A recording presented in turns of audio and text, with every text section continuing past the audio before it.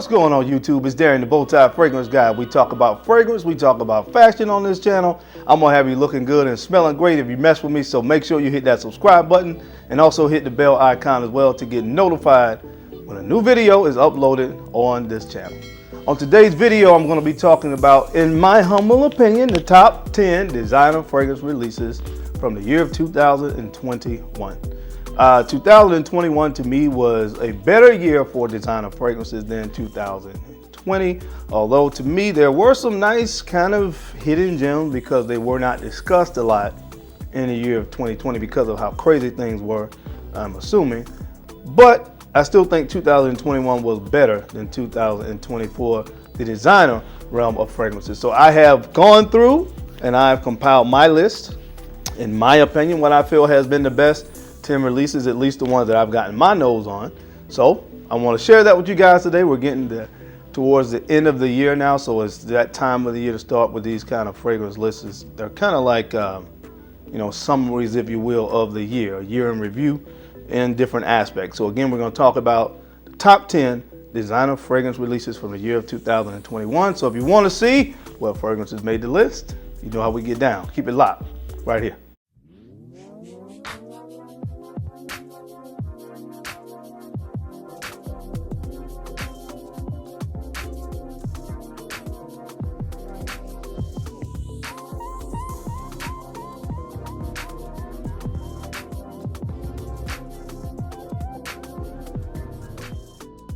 All right, we are back. Thank you so much for keeping it locked in. Let's go ahead and jump into this list. I have the top 10 here. There are some, of course, that I acquired this year that did not make the list. And of course, you'll know what those are in a minute because you will not see them on this list. But anyway, without further ado, let's go ahead and get into this. So coming in at the 10th spot for me is a fragrance that was released from the house of Dolce & Gabbana. And this one is called Dolce & Gabbana Light Blue Forever. Light Blue Forever. Now, this particular fragrance for me, this is a fragrance that Dolce & Gabbana releases a different version of this fragrance every summer, around the summertime. And this one was, I think, very, very well received. I think this is one of the best from the Light Blue collection that has been released. I love the opening of this fragrance, the bergamot, the very, to my nose, photorealistic grapefruit smell. It's just something that's really, really unmatched to me. Now, that's saying a lot because typically I don't really like grapefruit in fragrances. It has a tendency to go very sour on my skin. I can't remember the release maybe 2 years ago, Light Blue Sun, I think it was one that I really don't like the way grapefruit is used in that one, at least how it plays on my skin. But I have to say I love it in this fragrance. It's all about that grapefruit to me. You get this combination of vetiver, musk, and patchouli as it dries down, so it gets very, very woody, very, very earthy. Very unique fragrance to me, very, very unique. I must say that I did enjoy this one, and that's why, of course, it's on the list. So the 10th spot this year for me goes to this one from Dolce & Gabbana, and this is called Light Blue Forever. All right, guys, now coming in at the 9th spot for me this year, this fragrance was another fragrance actually that was released from the house of Dolce & Gabbana, and this is from the exclusive collection, and this one is called Dolce & Gabbana The One, Luminous Nights. The one thing I hate about when I mention this fragrance is the fact that the lighting does not do this bottle justice. You really have to get your hands on this bottle to see this beautiful kind of royal blue bottle, and there's something about it, just as the name indicates, that's luminous to me about this actual bottle. I love the bottle presentation on this one, and the fragrance is really, really good as well. Definitely a fragrance that I gave high marks for because it's a very, very, very unique scent. This is unlike anything else that was released this year or that has been released, honestly, in the more recent history in the world of fragrance. Really, really appreciated the creativity on this particular scent. Now, I do understand that this fragrance is not easily accessible. To my knowledge, it still hasn't really made its way to the U.S. market. Hopefully it does at some point because I think more people really need to get their nose on this scent. It is, again, very, very unique. Hard to describe it almost in a way, but it's very spicy as it opens up. I think there's some black pepper in here, there's some basil. And when it starts to dry down, you get some dates in here, which kind of to me kind of comes off almost like almonds. When you usually smell the way almonds are used in a fragrance, you have some dates here, some incense, some amber, sandalwood. So it's spicy, it's creamy. Again, very, very unique scent. Something in here almost gives off this very kind of minty vibe to my nose. But nonetheless, one that I think people need to check out if you're looking for something, maybe tired of all the fragrances that were released that were very reminiscent or similar to one another. You'll probably enjoy this one. So when it becomes available, guys, get your hands on it if you can. Again, from the house of Dolce & Gabbana, this is called The One Luminous Nights. All right, guys, coming in at the 8th spot this year, when it first was released, because of the bottle, I would not have thought that this fragrance would have made the list, because I thought that I probably would have just ignored it because the bottle is so, just for me, it's tacky. I don't like it. But this fragrance came from the house of Paco Rabanne, and this one is called Paco Rabanne Phantom. Phantom from Paco Rabanne. And of course, this is the robot. Like I said, this reminds me of Short Circuit, which is a movie from 1985. It was a movie about a robot, of course.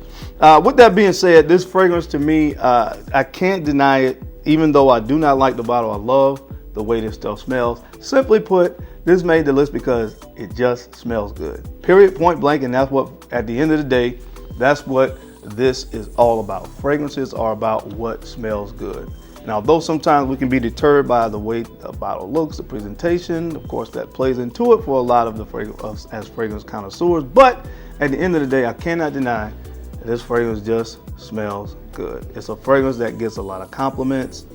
It's a fragrance that has that mass appeal to it. It has everything in it. You have some citruses there. I love the apple, the smokiness that's in this fragrance. Of course, there's some lavender in this. There's some patchouli in this. There's some apple, some vetiver. Really, really well done fragrance, if I must say. It's not anything groundbreaking, but dang, does this thing really smell good. So that's why it's on the list in the 8th spot from the house of Paco Rabanne. Again, this one is called Phantom. All right, guys, now coming in at the 7th spot for me, this may surprise some of you where it is on this list, but I have my reasons. But the 7th spot to me goes to one from the house of Yves Saint Laurent, and this is Why Le Parfum.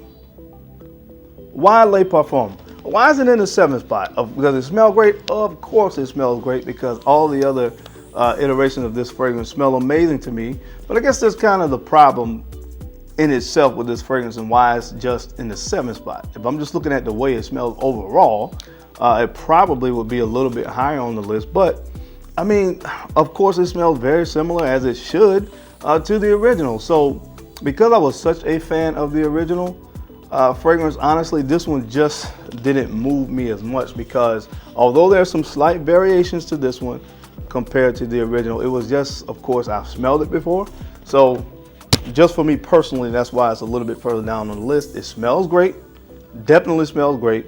There's a little bit of a smokiness and earthiness to this one that is not present in the original. That one is definitely really heavy on the salty aquatic vibes, which some of that is present here, but when it dries down, you get some orbitum in this, and patchouli kind of gives this fragrance, like I said, a little bit of an earthy smokiness that's not present in the original. So there's some differences there, slight, but by that same token, it does remind me a lot of the original, which, as I guess it should, but that's why it's in the 7th spot. Good nonetheless, from the house of Yves Saint Laurent. This one is called Why Le Parfum. All right, coming in at the 6th spot for me this year, this fragrance came from the house of Viktor and Rolf, and this one is called Spicebomb Infrared. Spicebomb Infrared. Now, I did not take into consideration the fact that I love the color of red, but in the back of my mind, maybe that helped this fragrance a little bit, but at the end of the day, I really enjoy this fragrance. Really enjoy this one from Viktor and Rolf. Again, it reminds me a lot of the original Spicebomb, except for they amped up these spicy notes in this, especially the cinnamon. So one that I really love. Now, I will say this, the bottle, as I told you guys before, my sprayer, the nozzle on this one kind of messed up. So when I spray it now, it just kind of shoots out in a straight line. I hate that. So I kind of have to put this in a decanter and, just kind of spray it that way when I really want to wear this one. But other than that, the fragrance itself is really, really, really good. Again, that's why it's on the list. Of course, it was one that I really, really liked, that whole spicier cinnamon, big red kind of version of the original Spicebomb. So Spicebomb Infrared for me this year comes in at the 6th spot. All right, now coming in at the 5th spot for me, this fragrance was released through Maison Margiela. Of course, from the Replica collection of fragrances. The Replica collection is the collection that gives you a reproduction of familiar places, familiar moments, places in time, if you will. And they did an amazing job on this one, their latest release. And this one is called Autumn Vibes. This one is called Autumn Vibes. And with this one, I hate to be redundant when I talk about this and try to describe it, but it smells like autumn. That's the best way to describe it. It smells like wet leaves outside. I see red, I see brown, I see neutral colors. I see oranges, the color orange that is. I see, you know, a little bit of earthiness, a little bit of course, it's very woody, it's spicy. Again, it's autumn in a bottle. If you go outside if you Google autumn, the season of autumn, and you click and you go to your phone, you click images of autumn, and you see pictures that have all those colors that I named, and you see leaves on the ground. That's just what this fragrance smells like. Really no way else to describe it, but it's really, really good for a person like me that loves this kind of artistic side of fragrances. I really enjoy this one. That's why it's in the 5th spot, if nothing else, because they accomplished what they set out to do in the creativity. So from the House of Replica, the 5th spot for me goes to Autumn Vibes. All right, now coming in at the 4th spot for me this year, this fragrance just did a 380 for me. I don't know, I smelled it originally and wasn't the biggest fan because it was on a test strip. But man, when I got this and it hit my skin, my perception totally changed on this one. From the House of Valentino, from the Born in Roma collection, this one is called Yellow Dream. Yellow Dream. And what I love about this one is it's fresh, but at the same time, it gives me that gourmand vibe that I really love. So it's a slight bit of this nutty sweetness that comes from this gingerbread accord that is at the heart of this fragrance. It's absolutely gorgeous. I really, really enjoyed this one from Valentino. And of course, that's why it's on the list. It's in the 4th spot. The top 3 are really, really good, so it's hard to beat those. But man, this stuff was really good as well. So check it out, guys, if you haven't yet, from the House of Valentino. Again, this is called Valentino, the Born in Roma collection. This is called Yellow Dream.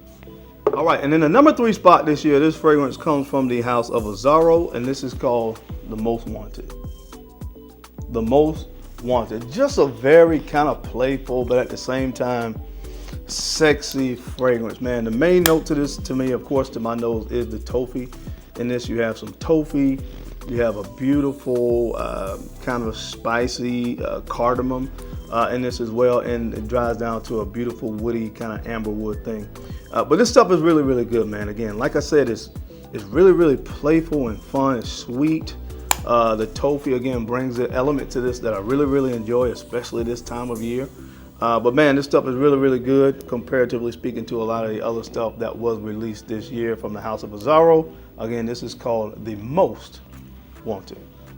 All right, guys, now coming in at the number 2 spot, this fragrance for me, of course, is high on the list because it is really, really good. Of course, one of my favorite designer releases of the year of 2021 comes from the House of Prada, and this is Prada Rossa Ocean. Prada Rossa Ocean. All the fragrances to me from the Prada Rossa line is really, really good and well done, and this is no exception. Now, if you hear the name Rossa Ocean, you might think of an oceanic or more of an aquatic type fragrance, and that is not by any means what this fragrance is. It's an aromatic fougere. Lavender is the main note, just like a lot of the other fragrances from the Rossa line, with the exception of Prada Rossa Black. But I absolutely adore this fragrance. The surprise to me in this fragrance came on the dry down, where you got this beautiful caramel accord. Very unique, very, very different take. Like I said, when I hear the name Ocean, I thought something totally different. That's what I was expecting, but what I got was even better than what I expected. So that's why it's in the number 2 spot. Very, very well done on this one right here from the House of Prada. This is Prada Rossa Ocean. All right, guys, and I hate to be anticlimactic here, but it is what it is. It is the best designer release of the year of 2021 to my nose from the House of Christian Dior. This is called Sauvage Elixir. Sauvage Elixir, just really, really hard to beat this one, man, honestly, because it has a slight bit of the original DNA of Dior Sauvage embedded somewhere deep down in this fragrance. It's in there, but it's in there kind of in the background. but it's really all about, to me, notes that make the winter season as it relates to wearing fragrances. Two of my favorite notes in here, cinnamon and nutmeg. So it is a very much a more deeper, more spicier interpretation of the Sauvage DNA. And I just really like the way they were kind of able to blend that original DNA with a more spicier interpretation of Dior Sauvage, and they were able to pull it off. Of course, my only hit with this fragrance is the fact that it is a smaller bottle and it's very expensive for the price. I think it was around 150 bucks, and this is just like a 2-ounce bottle, if I'm not mistaken. I wish they would have released this in the larger size, just like the other Dior Sauvage fragrances. But anyway, just a small gripe of mine. But at the end of the day, for the year of 2021, this comes out to be the best designer fragrance released to me from the year.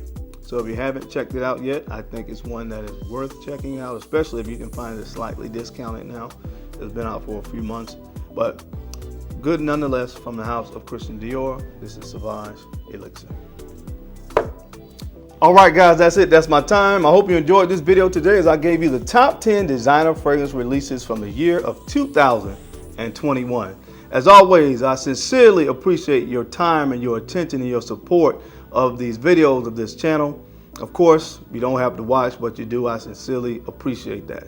Then don't forget, take a few moments to make sure you like, comment, and subscribe, and make sure you are sharing these videos out to some other folks that you think could use this information or find it entertaining, because I'm your guy, Darian, the Bowtie Fragrance Guy. I love looking good, and of course, I love to smell absolutely amazing. So until next time, guys, keep looking good, keep smelling even better. I'll catch you on the flip side. Peace.